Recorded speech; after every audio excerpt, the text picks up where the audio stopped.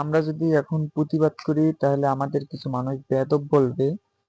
কিন্তু দেখেন রাস্তার কি করেছে, এমনিতেই রাস্তা দিয়ে মানুষ হাঁটাচলা করতে পারে না, রাস্তায় অনেক কাদা, তার ভিতরে টলি দিয়ে মালামাল ঢুকিয়ে রাস্তাটা একদম নষ্ট করে দিয়েছে। এখন কোনোভাবেই হাঁটা যায় না।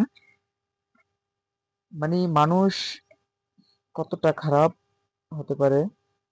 এই রাস্তা দিয়ে মানুষ একটু হাঁটাচলা করতো, কাদার কারণে তা পারে না। কিন্তু এখন যে রাস্তার অবস্থা যা করছে গাড়ি ঢুকাইয়া, তাই কি বলবো, এদের যারা ঢুকেছে তারা কিন্তু এই রাস্তা দিয়ে হাঁটাচলা করে না।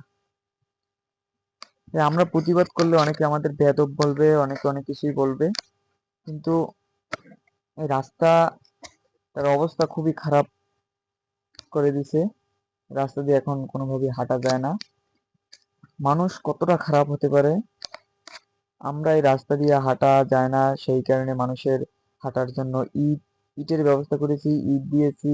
কিন্তু দেখেন এখন কি করেছে এই রাস্তাটার, আপনারাই দেখেন কি করেছে। এদেরকে কি করা যায়, এদেরকে কি বলা যায়?